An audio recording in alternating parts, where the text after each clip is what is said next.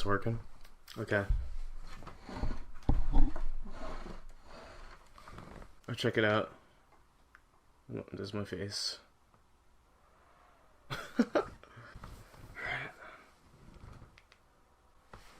This shit is fucking amazing. This shit is fucking amazing, man. This shit is fucking amazing. You don't even know. You don't even fucking know. I was just fucking swept away when I watched this damn movie. Serenity. No, not the damn Firefly film. No. This shit's new. This is something else. I don't even know what to say. You know what? I do have a lot of things to say. It's fucking devastating. It's fucking... I'm bad. This is like my first fucking movie review. I almost fucking cried. So...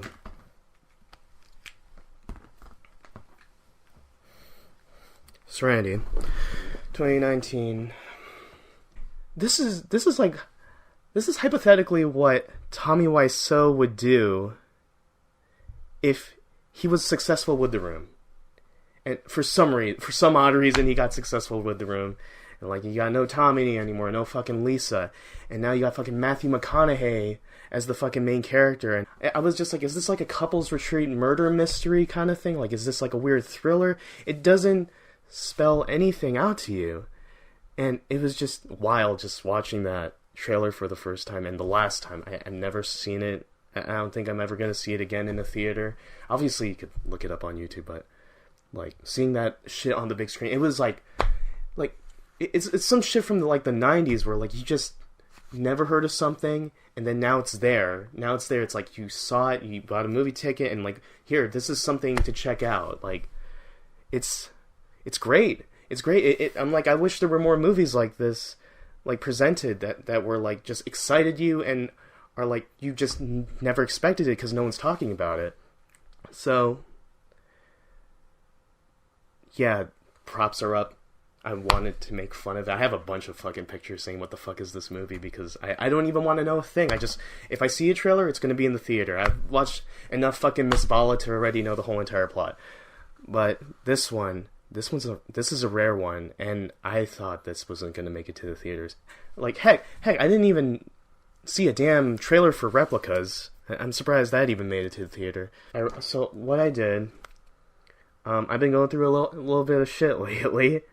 No, what am I talking about? No, I've just been, like, going through a little bit of a writer's block, and I just made, like, this whole entire, like, I don't know, you can't read that shit. And I made this, like, whole entire think piece about what I'm about to watch. I was in the mall just like waiting for it. It's a fucking 10 p.m. screening. Like, I am there like the day of release. I just wanted to see what the hell it is, because it is like shockingly weird how much they're putting all this advertisement for this film, like physically, but not when you're seeing the trailers. I think AMC wanted to fucking have it out with them. Or something, I don't know. They don't want to show Roma, so why the fuck would they even show this? And I was trying to be like a fucking wannabe Roger Ebert or some shit, making like these fucking $2 jokes and shit. But I was right. No, I was right to write this because it goes through the thinking process of what I was doing. It's the process of just like, have this food for thought and watch the movie while thinking about it, because like these were your preconceived notions before watching a film. And I was right. I was right for a while. So Matthew McConaughey, he's a fisherman. He fishes people. He goes on tours to tour tourists out to fucking get like the big fucking tuna, get big ass fish, and we're gonna pay you. This is like, dark tourism or some shit. I don't know. It's not even that big of a deal, but it got one hell of a laugh out of me that they had this fucking giant CGI tuna just like slowly popping up. It's very subtle and kind of oh, here's another thing. Sorry, I need to cut this off. This movie opens weird as fuck.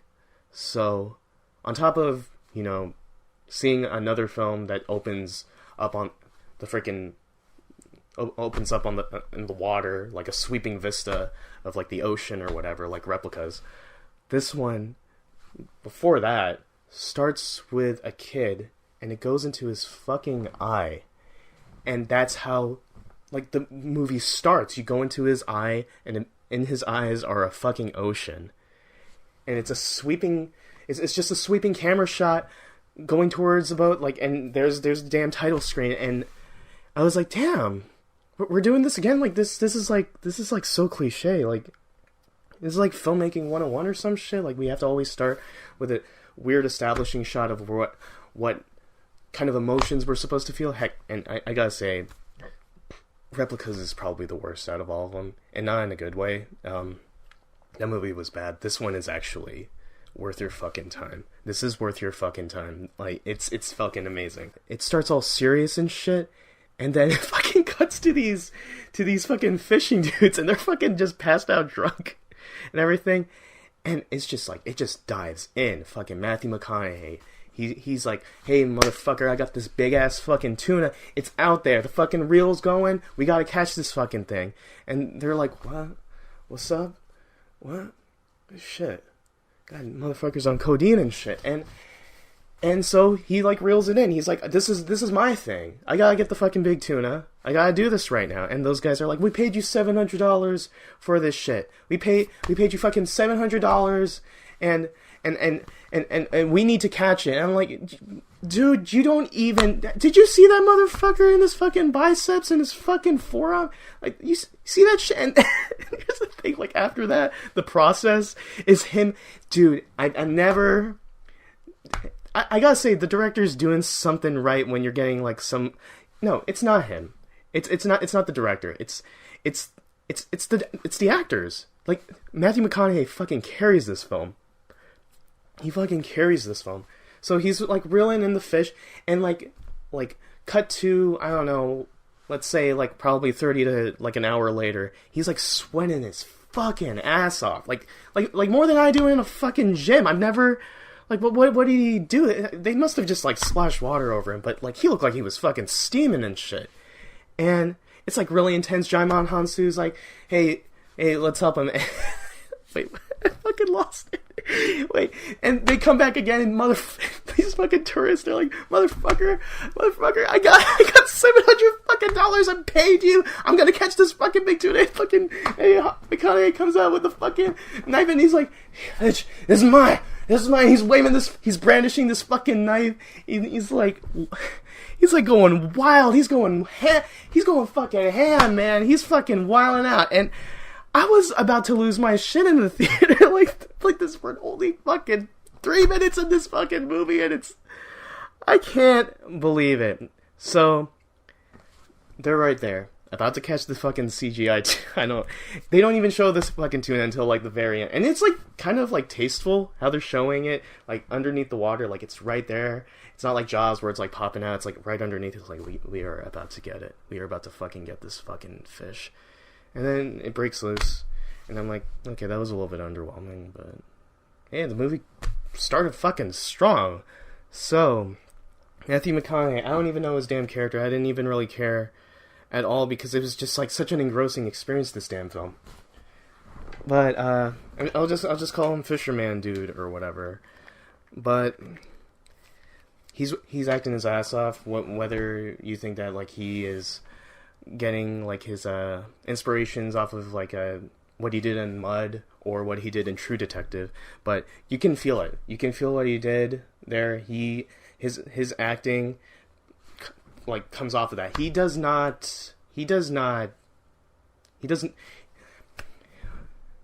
like, his performance doesn't falter, like, despite this film, like, going, like, whatever it wants to do, and it's pretty dang, I don't know, it's not, like, the film thinks it's fucking cool, but it really isn't.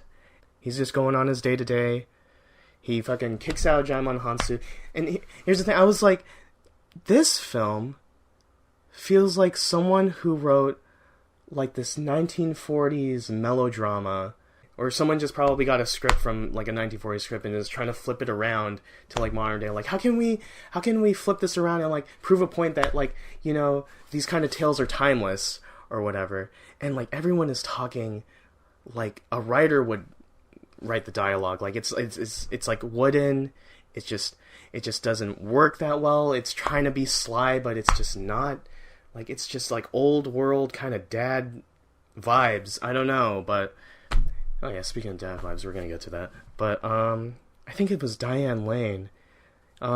He's hooking up with Diane Lane. You know, he's gotta get a little bit of money and whatever. And they have like this just intense sex scene, but she's like fully clothed. And I was like, what fucking rating is this film? Wait, let me actually check. What's the rating of this film? It's rated R. So I'm like, okay, Diane Lane, you know, you gotta respect the actress, you know, she's gotta get clothed. And like, yeah, if she doesn't want to, if she doesn't want to reveal herself, that's fine. That's cool, you know. That's respecting the actor, and like, you know, you can rewrite the script. You don't have to do shit. And like, I'm like, cool, okay, but I'm like, kind of questioning what the fuck is the rating, or whatever. And it doesn't really matter. There's a fucking cat that's like walking around the place. Apparently it's hers, and like it's just like running around the whole entire island. And I'm like, okay, cool. This is like a cool cat subplot, I guess. And yeah, so Matthew McConaughey has flashbacks about his kid. Have him dying or something, getting swept into the waves of some sort. I don't know, but something happens in the middle of the film in which, like, he comes back. But what the fuck am I saying? He comes back from diving into the water naked. That's his shower or whatever. Trying to reach a fucking little boy's hand. Obviously, his son, but that was a very fucking weird moment. People were very uncomfortable by that. Some people were just like compulsively laughing at that point, like snickering or whatever.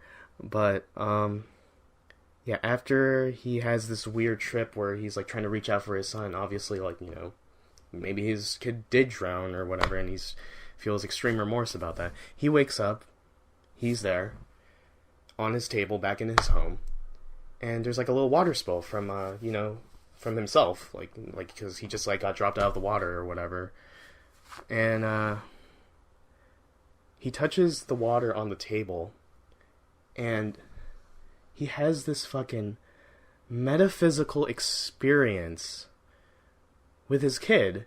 And I'm like, I thought the kid died or whatever, but I guess not. I guess like maybe something happened to like push him away, and maybe the wife was like, you didn't keep my kids safe, so now we're breaking up, and because you don't know how to, and you're a fucking loose cannon or some shit. It's your last week. I don't know, but he touches the damn water, and he has this fucking, I don't know, psychosemiotic fucking, like, moment where he feels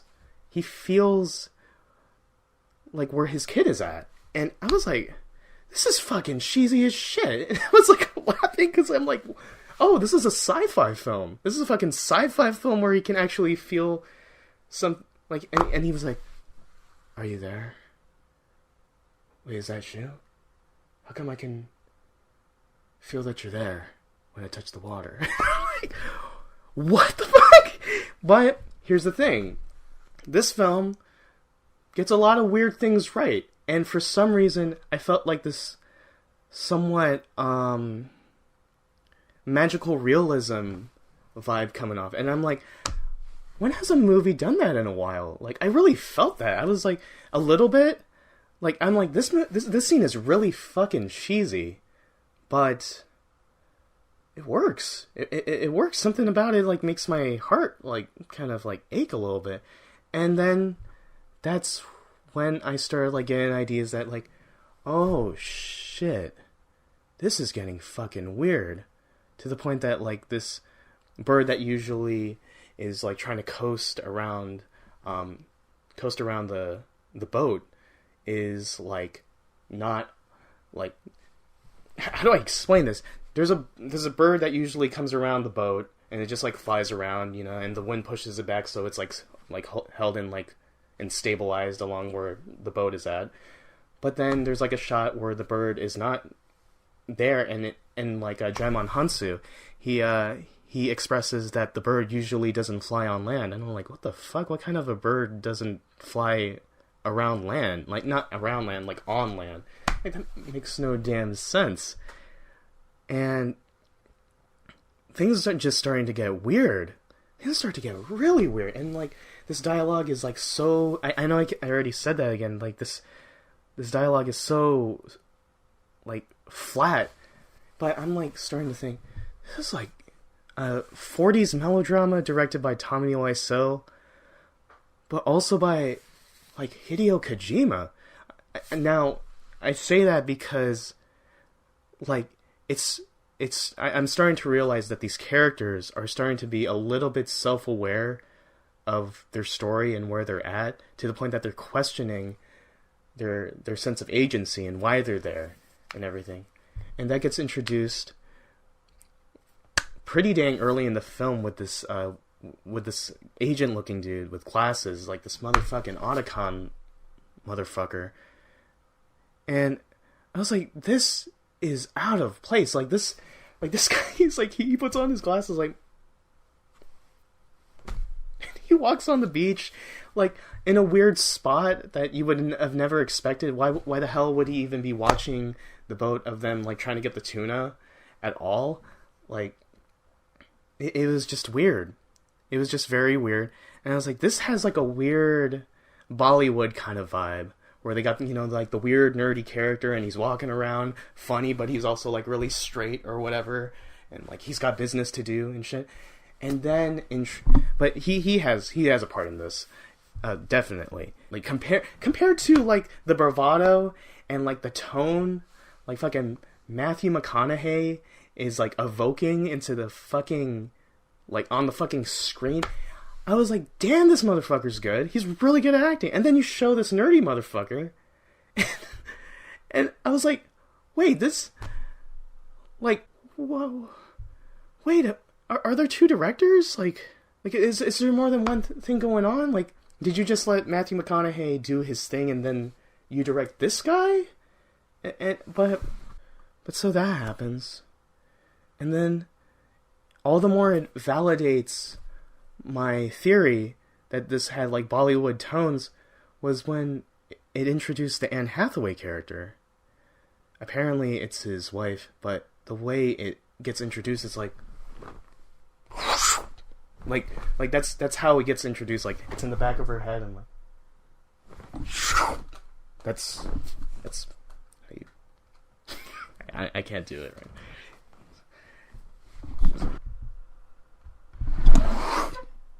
I'm sorry. But that's how they fucking introduced her in the fucking film. It was like in slow motion, and she's like in this, like, how would I say, like bleach blonde hair, like wearing all this nice fucking hats. Like she looks like a character from like a 1940s film. I'm like, okay, she's the bombshell, and she's kind of like a femme fatale type or whatever. And she asks Matthew McConaughey, hey, how's it going? Our son's having a little bit of a bad time, and you know, I got this I got this boyfriend or stepdad or whatever, and he's beating me, but he might do something to my kid. So I'm not gonna pay you just $700 or whatever, like those fuckers. I'm gonna pay you $10 million to kill my husband or boyfriend or whatever. And like that kind of figure, I was like, okay, $10 million. Okay, that makes sense for like a cleanup and everything. But I'm like, this is the weirdest thing. Like, she's that rich. Like, she's that rich. That just like threw me off a little bit. I'm like, $10 million? Like, it would be like $10,000 at the most. But yeah, that's another thing that weirded out. So the what's that guy's name? He's the Judgment Day motherfucker. Jason Clarke plays as the the new husband or whatever, and I'm just gonna assume it's husband, just so I just don't keep like correcting myself. But yeah, it's like the stepdad, the new husband or whatever. He comes in, he's just like this fucking megalomaniac, and he's fantastic. He is fantastic in this film. There is a scene where he's talking about beating his fucking kid, and it's probably one of his best performances I've ever seen, like ever from him. And it's just the weirdest thing. Like this film gets like a lot out of like the department, like out of the studio, the production, and all this kind of stuff. Like it's kind of well shot. Like there's some good cinematography in here. The soundtrack's kind of good, and all that. And these actors, except for Anne, I gotta say this. Anne Hathaway was too self-aware of this film. She was like way too self-aware of this film that she's like, oh, this is like, yeah, this is gonna be a melodrama. I'm gonna act as like self-aware as possible. Like, do you know what I mean? Like when you watch an indie film and like people are playing serious roles, but they're like a little bit too serious. Like you can tell that they're playing a part. It's just like, I'm not convinced. Like I can tell that you are fucking Anne Hathaway and you're just like acting, like you're just like role-playing as this fucking wife or whatever. And it's like, what? Who the fuck writes this script? And like, who let her? Like, what was her agent thinking to have these kind of dumbass lines or whatever?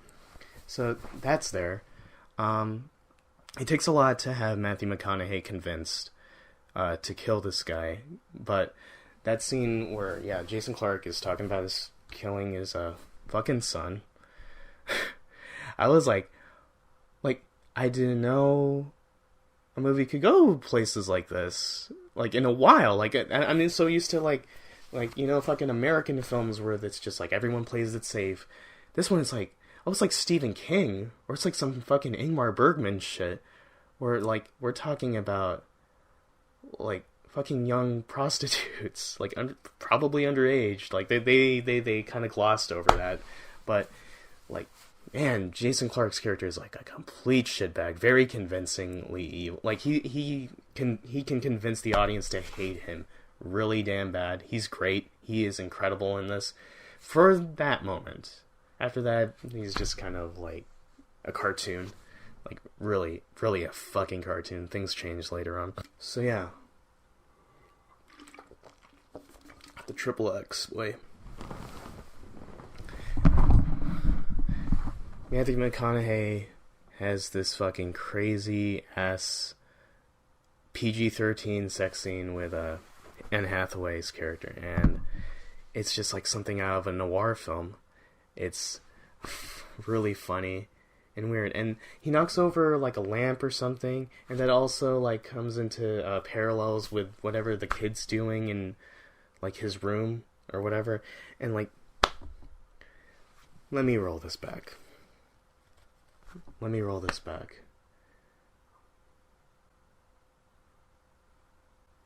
Jason Clarke talks about Matthew McConaughey's kid. And he's pissed off that the kid would not, play baseball, would not play football or some shit, do fucking manly things or whatever, because he's too busy being a nerd or whatever. And he's pissed off, and he's got his doors locked, and he's like, oh, this motherfucker's a shut-in. This fucking kid. And he was like that. He was very much like that. So I was like thinking the whole entire time of this fucking joke that James from Funhouse was making. Here's a pro tip. Make sure you have noise-canceling headphones so you can't hear your parents arguing. Remember to turn that noise-canceling on. Oh, wow, I didn't know that was a thing. Go in that hole. Lock your doors. You don't want your mom coming in while you're taking on Ganon. Over all the screaming. Especially if it's Friday. That's the bad day. Once the paychecks come in, the fighting starts. Hey, do yourself a favor. Go ahead and record about 45 minutes of yourself slapping wet meat. So that way you can play it while you're sleeping, which means that when your mom's getting beat up, you won't even wake up. Desensitization is the name of the game, folks. I'm gonna roll the clip here. And how he makes fun of like people like I have fucking headphones on. I have fucking my headphones on and I fucking play GTA 5 just so I can block the noise of like my parents fighting. And like that's all I was thinking. I was like, this is fucking hilarious. I'm gonna come back to this because this is very important right here. McConaughey is very conflicted of murdering Jason Clarke's character. And it's a stormy night. He's just not having it. But the salesman's there right in front of his house. And he's like persistent. He's like, no, you have to see this. I can prevent whatever is going to I'm going to make sure things are going to go right tomorrow. And the salesman comes in. He presents the suitcase. Along with Matthew McConaughey being pretty damn... His character was like oddly like naturally gracious, offering him a drink or whatever. I was like, this... I kind of like this side. I kind of like acting like this, where like we have an ultra serious character being like nice and like saying, "Hey, do you want anything to drink, or do you want anything?" I don't know. It was just like a weird thing that I was like, "Hey, that's a nice touch. That was a nice touch." The nerdy guy or whatever, he looks oddly familiar. I just can't put my finger on it, but I'll say the actor's name. Jeremy Strong.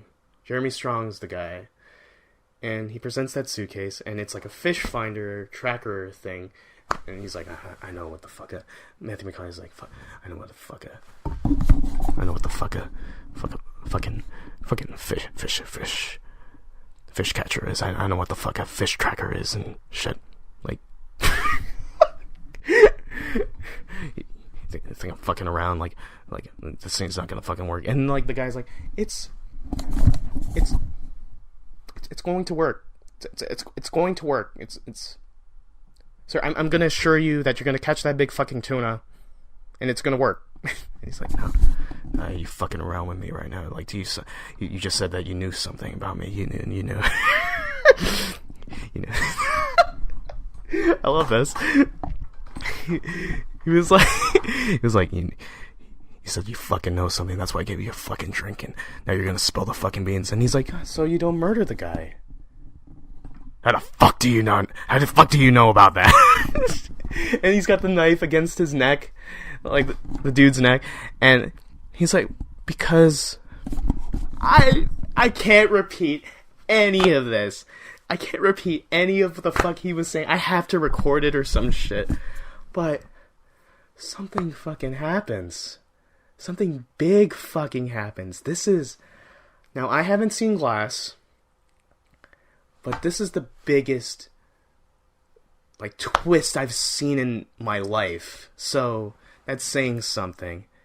And it's only because I got spoiled of many M. Night Shyamalan films, except for Signs. But, oh wait, and also, The Village. The Village was... I was a kid, so I didn't know. I didn't know about that kind of stuff. So, yeah, that twist was kind of good. I was shocked by it, but anyway, and wait, no, I'm talking about Unbreakable.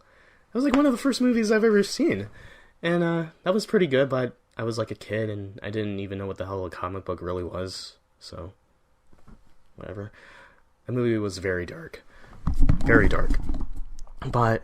The dude fucking tucks his glasses and shit, and does this gigantic info dump on the whole entire meta plot of all this, saying that Matthew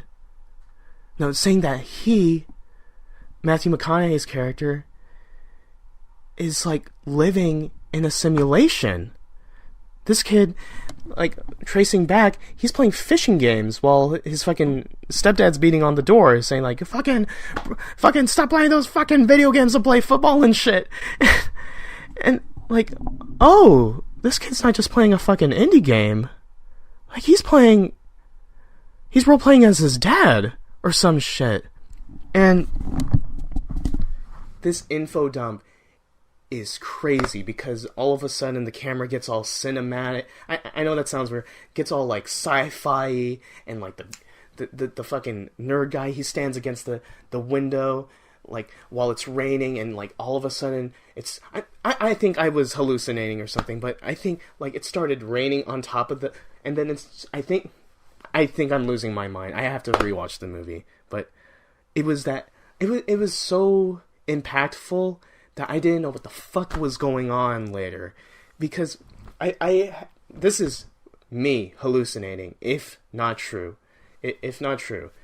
but he stands against the window, his silhouette is like facing the window, and the camera's facing the window and shit, and there's rain's pouring down, and then while he's doing the info dump, little ones and zeros and all these fucking codes start falling down, while he's talking about how Matthew McConaughey is in a fucking simulation, he's in a video game that the kid made. This kid made a damn indie game with high, like, intelligence AI or something, and, like, it even shows, like, a dude T-posing, and it like, the character model doesn't even match anyone in the island, so that's a weird thing.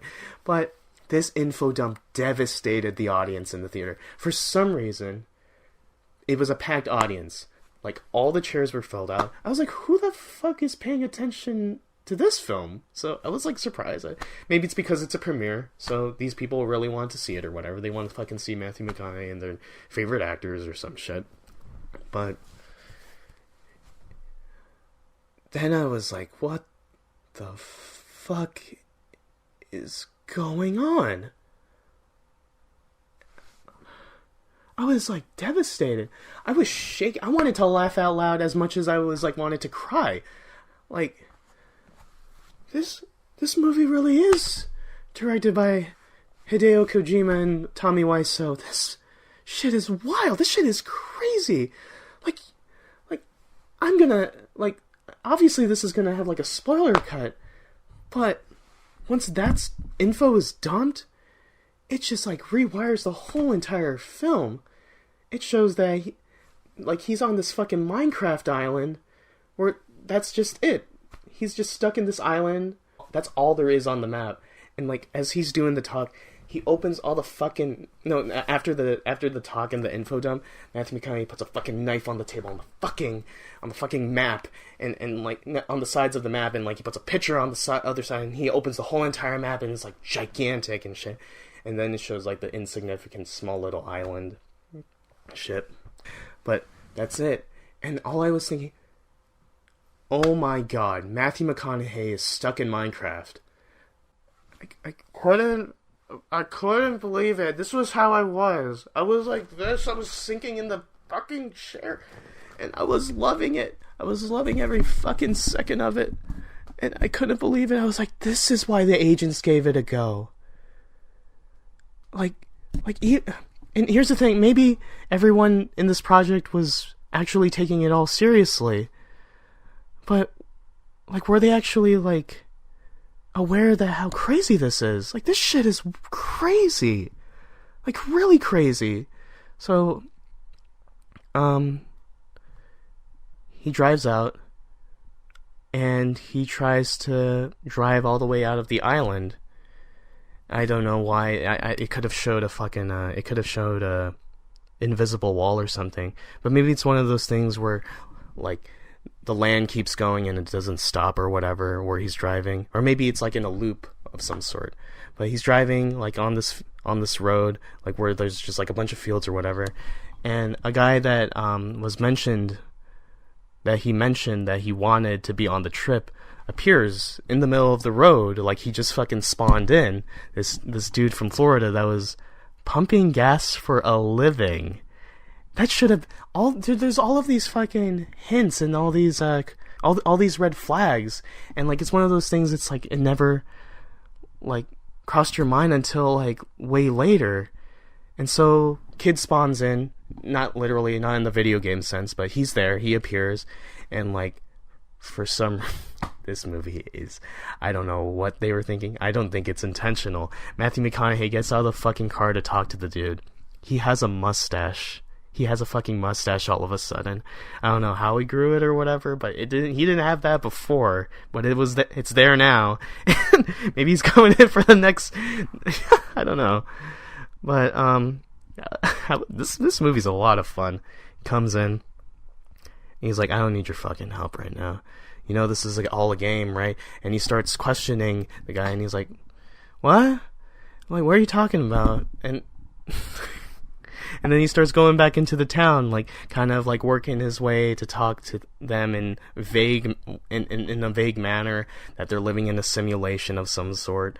And, like, everyone's like, oh, yeah, I'm a shopkeeper, and you gotta go catch that fish instead. They're telling him, go catch that fish and shit. I'm like, okay, go catch that fish. I'm like, is this, like, a weird mantra that the writer was going through? Of some sort? I don't know. But...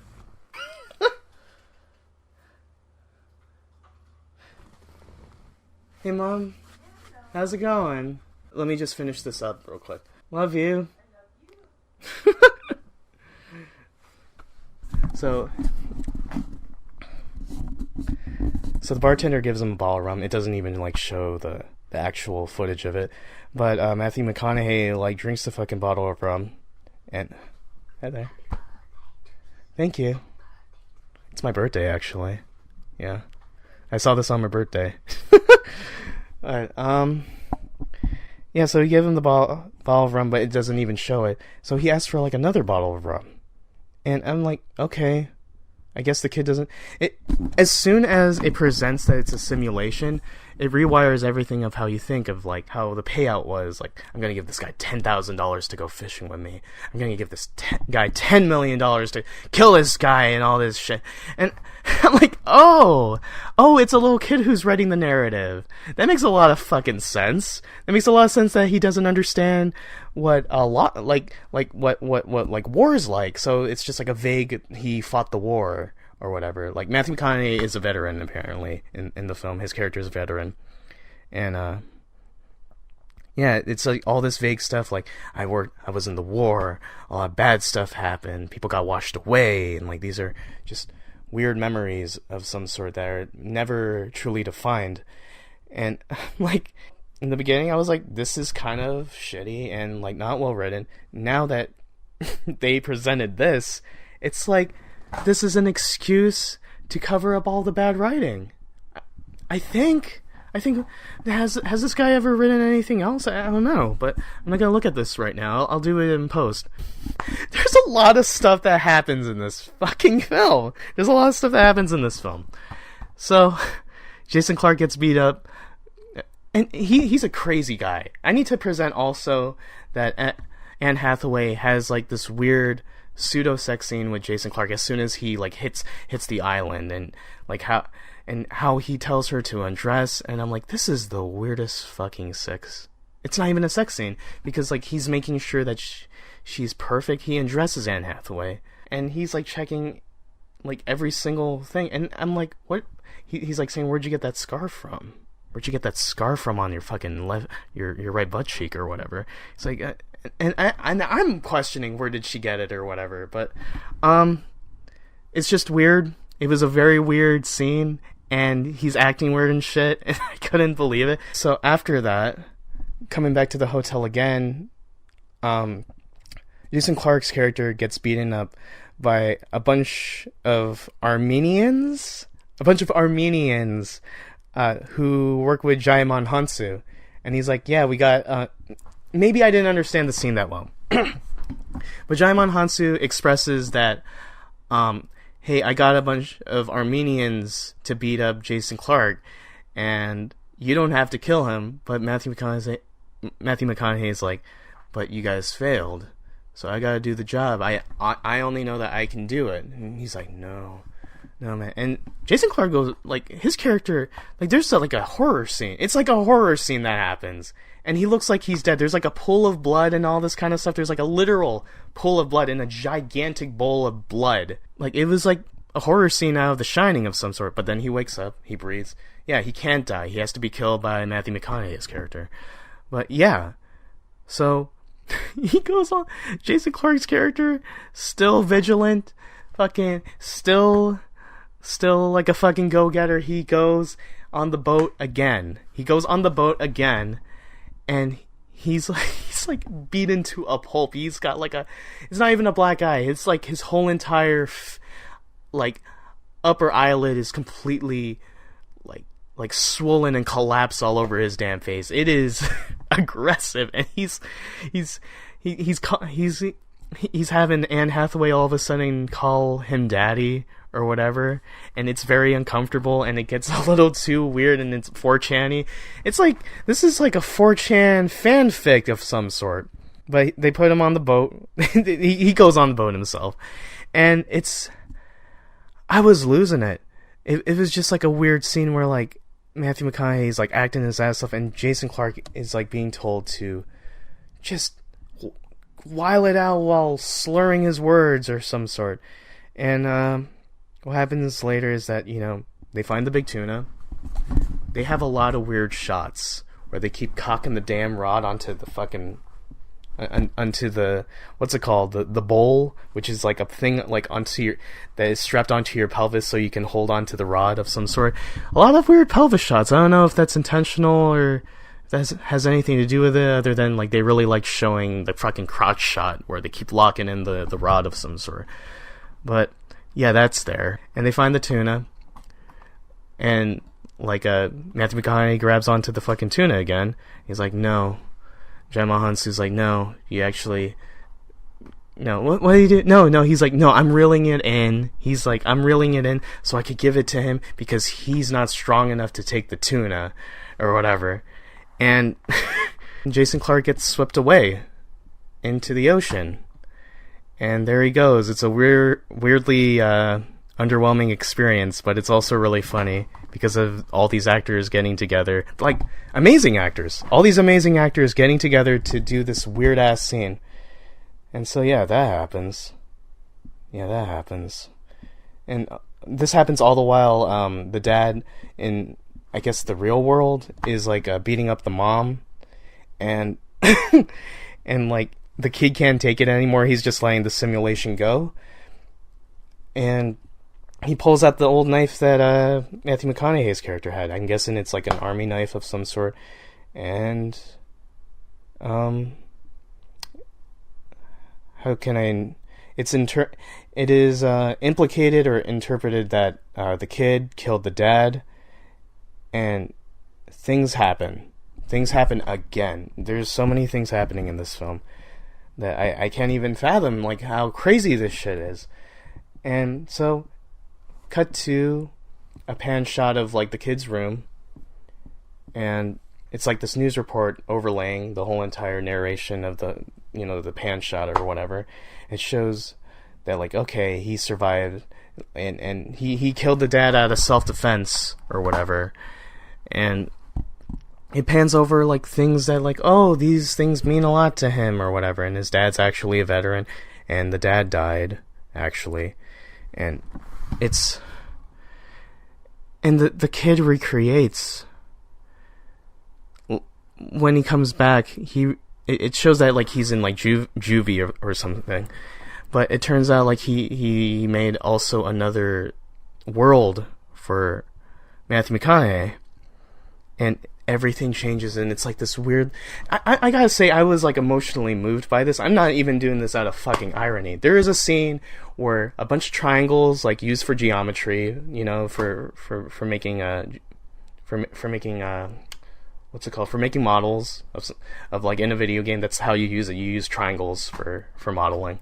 And, like, it's just, like, a bunch of triangles all over the place. It changes the whole entire landscape of Plymouth Island into, like, this warehouse of some sort. And I'm like, okay, that's cool, I guess. I was just like emotionally moved by this as much as I was just, like, perturbed by how crazy this film is. And yeah, kids in juvie. Matthew McConaughey's happy and shit, but he's also a self-aware character in the simulation. But that's how the movie ends. And the movie ends with just... I knew it. This is exactly what I predicted in Replicas, with how, like, the movie starts on an ocean pan shot, like a sweeping ocean shot. I thought it was going to end with a sweeping ocean shot going back. It turns out this is the movie that does this. It sweeps back from the ship, and it goes to the ocean again, going back again, and the water starts to turn, like, all polygonal or whatever, and then it goes out into, like, an LCD, and it's into his room, and he's like, oh, he's living in Serenity now. That's cool. And like, I wasn't like that when I was watching this film. I was like taken back. I was like taken back how fucking crazy this film is, and it's amazing, and I want to watch it again. It's fantastic. You go see Serenity before it leaves the theaters. It is an experience, this thing. But I had a revelation while I was driving on my way back. For some reason, there were all greens. It's like someone was telling me that like I have to fucking tell this reviewer. But I had this thing, and I made a joke. I didn't even make a joke because like this is all I was thinking the whole entire time. I was asking people because I was like floored. I was floored by this film. I told the person right next to me, like, what'd you think of this film? I was like, well, this film is crazy. I'm like, yeah, it's freaking Matthew McConaughey. Yeah, this film is crazy. Like, it's freaking Matthew McConaughey stuck in Minecraft. And I gotta say another thing. I think I took a picture of it. I don't know. I'll just go to another screening and do it again. But I took a picture, and it shows like the LCD. It shows like the HUD display of the kid, what the kid's facing. Like, and it like has all these numbers and codes and all this kind of stuff, like JavaScript and HTML and all that bullshit, CSS. And like on the bottom, before like the movie was starting to end, it showed that the kid had like a bunch of blocks, like elemental block icons, like fucking Minecraft. And it completely validated my theory on it that fucking Rust is stuck in Minecraft. Not Matthew McConaughey. Rust from freaking, like, this is a freaking Minecraft fanfic. And I was thinking the whole entire drive that, like, someone really liked True Detective that much. They miss Rust that much to the point that there's, like, a weird parallel to it. Like, he's, like, a washed-up character that, like, his kid's dead, and, like, he doesn't know how to freaking, like, face it or whatever. And, like, he has to do just one last job or whatever because, like, he's a huge fuck-up or whatever. And then I started thinking, Rust is in Minecraft. Like, so, this is really fucking funny. This is, like, something you see out of, like, an Oni Plays or something out of, like, a creepypasta or, like, just fanfic that you might find on Tumblr for some reason. Rust stuck in Minecraft. And then it occurred to me on the drive, and I was freaking out because, like, someone was, like, looking right next to me once I had this revelation. Rust is stuck in Minecraft. Rust the fucking game. Like the game Rust, where, like, you build, like cabins and everything out of, like, all these materials. And, like, were they actually thinking this in the writer's room? Rust is stuck in Rust? Like, I was just, like, freaking out. I was, like, screaming in the car while I was driving. I was, like, Rust is stuck in fucking Rust. Did anyone even play that game? Is that game still relevant? But that's what it was. And it was a way for this kid to cope with his dad's death and the fact that, like, he needs to confront, like, his step-parent, you know, committing spousal abuse. And James talking about the joke about the headphones, and I fucking laid there as the Titanic-esque aesthetic of, like, the glitter flowing down on the credits. I was just washed away. I was just astounded. This film is amazing. Go see it. Go see it while you still can. It's worth your time. Like, this is why we go to the movies. This is why we go.